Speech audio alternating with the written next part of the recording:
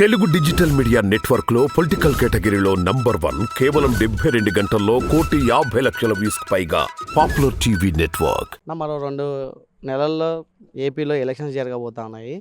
2024లో ఎన్నికల్లో సీఎం అభ్యర్థి ఎవరైతే బాగుంటుంది? మనకు ముఖ్యంగా సంక్షేమ పథకాలు ఇచ్చినటువంటి వైఎస్ జగన్మోహన్ రెడ్డి గారు మరలా సీఎం కావాలని మా అభిప్రాయం. అలాగే ఆయన గత 5 సంవత్సరముల నుంచి రాష్ట్రంలో చాలా సంక్షేమ పథకాలు, అభివృద్ధి పథకాలు, నాడు నేడు, చాలా ఆసుపత్రులు అయితేనేమి, స్కూళ్ళు అయితేనేమి, మరియు గ్రామాలలో విద్యా దీవెన, విద్యా కానుక, ఇవన్నీ రకరకాలుగా సంక్షేమ పథకాల నుంచి మంచి పేరు వచ్చింది. అదే సీఎం గారు, అదే జగన్మోహన్ రెడ్డి గారు మరలా ముఖ్యమంత్రి కావాలని మా అభిప్రాయము. ప్రజల కోరిక కూడా అదే. అంటే ఎన్ని స్థానాల్లో సీఎం జగన్మోహన్ రెడ్డి గెలిచే అవకాశాలు ఉన్నాయంట? సరే, మా పార్టీ, మా అధినేత, మా నాయకుల వాయిస్ 175 అని అంటున్నారు కదా, అది వాళ్ళకే. మనకు ఖచ్చితంగా ముఖ్యమంత్రి జగన్మోహన్ రెడ్డి 2024లో ప్రమాణ స్వీకారం చేస్తాడు.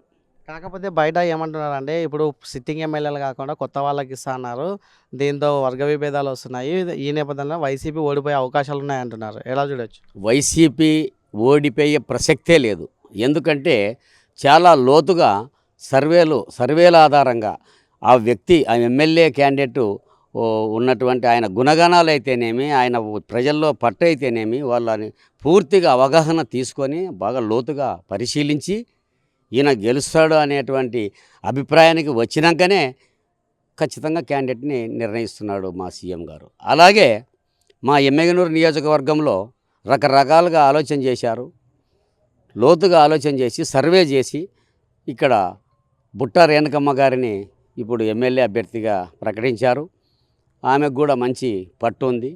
ఇక్కడ మన ఎమ్మెల్యే చెన్నకేశ్వరరెడ్డి గారు బాగా ప్రజల్లో మంచి పేరున్నటువంటి ఎమ్మెల్యే కాబట్టి ఆయన సంపూర్ణ సహకారము కూడా ఆమెకు ఉంది.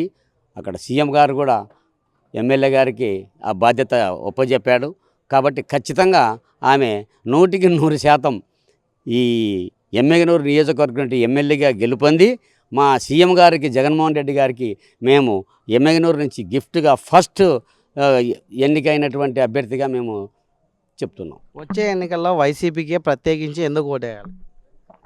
వైసీపీకే ఎందుకు ఓటే వేయాలంటే గత ప్రభుత్వము, తెలుగుదేశం ప్రభుత్వము 2014 నుంచి 19 వరకు ఉంది కదా, చెప్పినటువంటి ఏ హామీని కూడా నెరవేర్చలేదు. ఆయన చెప్పలేదు, ఏ హామీ కూడా నెరవేర్చలేదు. అన్నీ సగం కూడా చేయలేదు. ప్రజల్ని మోసం చేశా. ఏదో అప్పటికప్పుడు ఏదో పసుపు కుంకుమ అవి ఇవి చెప్పి ఏదో ఇది చేసుకొని చేయనాడు, కానీ అవన్నీ ఆయన నమ్మలేదు, నమ్మరు కూడా. అందుకే జగన్మోహన్ రెడ్డి గారిని చూశారు గత 5 ఏళ్ల నుంచి. ఆయన పైన నమ్మకం ఉంది. ఆయన పనులు చేశాడు. చెప్పిన మాట ప్రకారంగా 3,000 పింఛన్ ఇస్తానని చెప్పాడు, అది చేశాడు. తర్వాత రకరకాలుగా సంక్షేమ పథకాలు అవి చెప్పుకుంటూ పోతే చాలా ఉన్నాయి, అందరికి తెలుసు, మీకు కూడా తెలుసు. మరి అవన్నీ సక్రమంగా నడిపిస్తున్నాడు. ఇప్పుడు మళ్ళీ రేపు 26 ఏదో చేయూత 18,750 రూపాయలు, తర్వాత మైనార్టీ వాళ్ళకు, ఓసీలకు 15,000 రూపాయలు ఇవ్వబోతున్నాడు. రైతు భరోసా, రకరకాలుగా సంక్షేమం. నమ్మకం అనేది అంత ఇదిగా ఉంది ఆయన పైన.